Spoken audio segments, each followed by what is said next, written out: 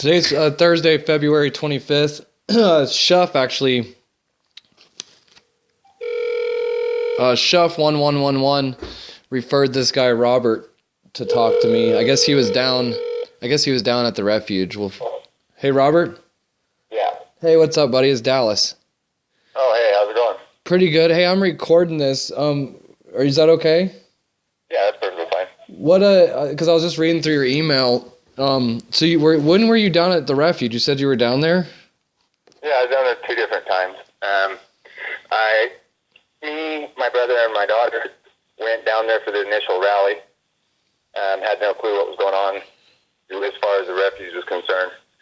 We went to the fairgrounds afterwards, and then I didn't come down there for an offensive. I went down there for a defensive, if necessary. And so I didn't know how to feel about that. And I tell you, I'm not going to take my daughter out there. Yeah. Not knowing. So we came back to Idaho, and we started to inform ourselves, see what actually happened, because at the fairgrounds, it was all over the place. There's all sorts of kinds of rumors that were going on. So then we went back do you remember when they were going to raid them? What they thought they were going to raid them? Yeah, I think that happened 2 times. Yeah, well, the first time when they freaked out and Pete was saying, people need to get out here, and everybody's at the point the first main bunch of people left with the pasture and everything. Oh, that was when he was on the phone with Blaine Cooper about to get the kids out and all that. Yeah, the first time that a bunch of people took off. Yeah. I heard that, and it basically I don't know what you say. It propelled me to go up there. I wanted to go up there to help protect, if nothing else. I mean, to be an innocent bystander if need be, outside the gate. And I stayed outside the gate for the first 3 days. We were up there, 4 days. Yeah, and that's why we went up there. Like what you just said. We don't have to have weapons and such. Because you were there, I was there, and one thing that I wanted to make always clear with everybody when I was there, the rule out there was actually this was their rule, was you were not allowed to have rifles out there during the daytime. It was actually they agreed to only have their sidearms because they didn't want to show that. That's not what this was about, and it got completely overthrown the wrong way. Yeah, well, and I think that I get a lot of people I'm not tactically smart, I don't, as far as when it comes to, securing an area or anything, but a lot of people, they were upset saying that it was a tactical nightmare. And with my limited knowledge, I got to kind of agree a little bit. There's a lot of wide open spaces for them to be able to approach it, but a lot of people didn't understand the tactics that they were actually trying to employ there. It wasn't that we can beat you. It was that we can do this peacefully, and I think that was the biggest threat, is because, America doesn't want to get behind a bunch of people gun-toting, psychos. But as time went on, you found out that they weren't gun-toting psychos. They had guns, but they weren't, and most of them, I got to say, most people up there were not armed. There were more people that weren't armed than were. And the tactic they were trying to use was teaching, opening people's eyes, and they were doing it peacefully. And I think that scares the heck out of the government, because that's something, the American people can get behind when they won't get behind, say, going up and shooting a bunch of people. That's just not, that's not in my agenda. I don't want to hurt nobody. I mean, I would defend people, but I won't go out to purposely hurt somebody. And that's what they were doing, is they were saying, hey, and it showed. As time went on, it showed more and more that they were there peacefully, and it showed more and more that the people who were terrorizing the Burns Town people were the cops, was the government. It wasn't, you feel safe. Everybody felt safe out there. Well, that's what I, because you were there, and so you know as well.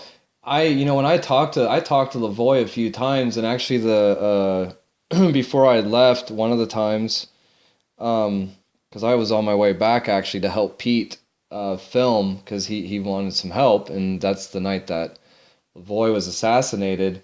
But when I had talked to Lavoie, before I had left, I told him, I said, man, I think I got your message here. The message, and I think people are starting to realize it now, is we didn't have to go to Burns. We didn't need to go to Burns, but I would have really challenged everyone to have gone there, because my gosh, that was the best education I've ever gotten on the Constitution. And that was the message here, was to take it back to our towns and just to go to our neighbors to even see if they even know the Constitution. I mean, it's getting shredded right in front of our faces right now. Yeah, it's basically kind of the way I see it. Is that, I mean, if you go to court and you hear somebody say Constitution, all of a sudden the whole mood of the court changes. They don't want to hear anything about the Constitution. They don't want to hear that you have rights. They want to be the ones who have rights. And that's not what the Constitution was designed for. Well, did you hear in Jason Patrick, it was in the news, to quote him, that when the judge came to him, to Jason Patrick, they said, "Do you understand your constitutional rights?" And Jason Patrick said, "Yes, I understand I don't have any, and that the federal government is going to do whatever they want to me." And I totally believe that. I mean, we may have it in theory. I think it's funny how people say, well, you believe in the Constitution. What do you mean, believe in the Constitution? That's kind of like saying, you believe that my van's sitting in the driveway right now. Yeah. It's not a belief. The Constitution is the Constitution, and the purpose of the Constitution was to try to keep people free. Yeah, it's not negotiable. Yeah, we've become complacent with it, and we're not upholding these people that are power hungry to the Constitution and to maintaining. I mean, I can't remember exactly where I got it from. I want to say Lavoie, but I may be wrong. But the Constitution is supposed to protect the people's power, and we can't give them any right that we don't have. So how can we give them the right to persecute people without a reason if we don't have that right? Right. I mean, we're equal, right? The government and us are equal. Well, and that's what that's what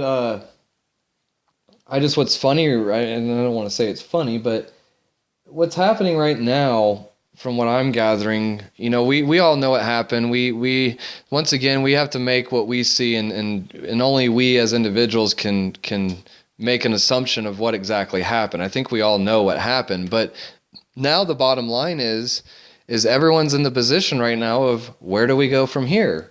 And that's where I'm running into some things, because some people don't agree with some of the things that I have to say, and I'm starting to think that, maybe I'm being too blunt with people, or maybe I'm just throwing too much of a reality out there, because people are getting shocked with some of the speed bumps I'm putting in front of them of reality here. Some people are still talking about getting petitions together, getting donations together, raising money for a Fourth Reich court system.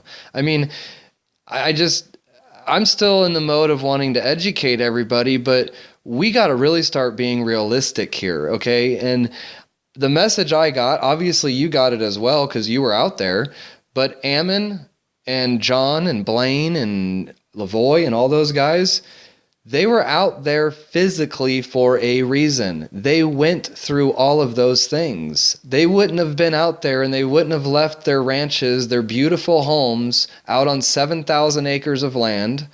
They wouldn't have left that if they didn't feel that freedom isn't free. And that's what I don't think people are understanding here, is people still can't give up things. And they sit back, and right now what's happening, from everyone I've talked to, and maybe you might be the first one to answer no to this question, but everyone says they're feeling something. Yeah, well, and I think that scares people too, is because, if you learn the Constitution, and I'm not saying I'm an expert on it by no means, but if you learn the Constitution, basically, we can no longer bitch about the government not doing what they're supposed to for us. Right. Because when it really comes down to it, we are the government. We are supposed to keep them in check. It's our responsibility. You got to understand human nature a bit. If you have power, you want more power. And, it's throughout history, you can quote, I'm sure thousands of people who are saying that power is not a good thing if you have too much of it. And I think that a lot of people are they're focused on what the government is doing to them instead of what they can do to make it better. And I'm in the same boat. I'm not part of any organized militia. As far as the Constitution is concerned, I am militia. Right.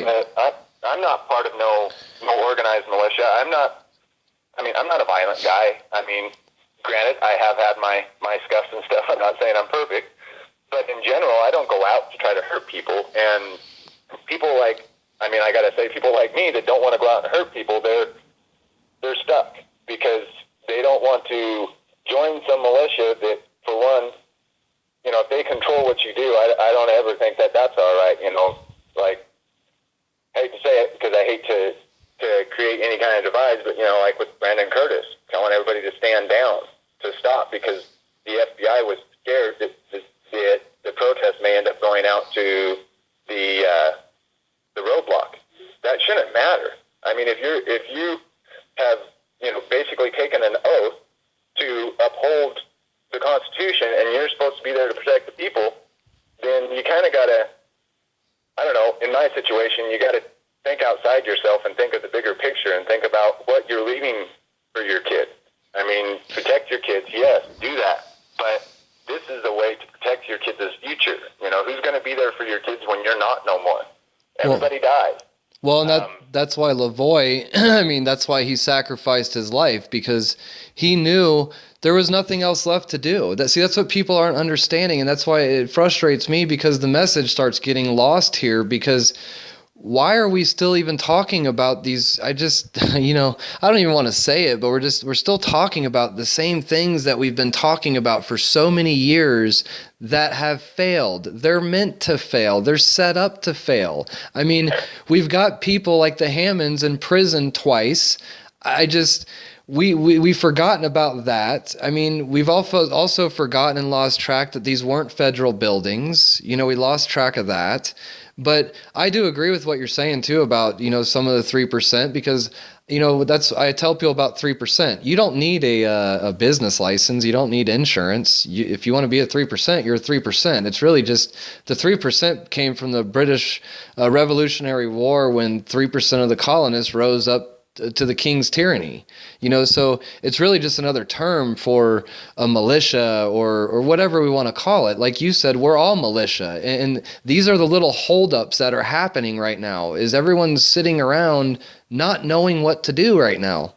And I don't know if that's part of the plan, and tell me if I'm wrong, but, in your area, are people really awake? Because I'm feeling a difference here. I feel that there's people that are awake, fully awake. And I'm talking about the people that were at the refuge. Those people are fully awake because they gave everything up. Then you have people this year, to me, that are awakening. There's a big difference. I place myself in the awakening. I don't know everything about it. I know in my heart what's right and what's wrong. Right, exactly. There you go. That's what I wanted to hear, is right there. At least that's what everyone needs to get in their head right there. This is not about politics, because right when you bring it up to people, they go, "Oh, I don't want to hear politics." Okay, then they say, "I don't want to hear religion." It's not about that. It's like you just said it. It's about right and wrong. That's it. Yeah, well, and I think that a lot of times, not to be too critical, but people in the movement that are awake, they fall back on their anger too often. If we would just, I talk to people, the people I love talking to the most is the people who completely disagree with me and think that I'm some kind of weirdo. Those people are the ones that, I try not to be a Bible thumper, but I do believe in the Bible and I do believe in Jesus a lot. But you got to remember what he said was that why would he go to the rich people who are already saved? He's got to go to the people who need the help, and the people who need the help aren't the people that, don't get me wrong, I like all the stuff on YouTube, and that's a lot of the ways I keep informed. But the people who we really need to talk to won't watch the videos.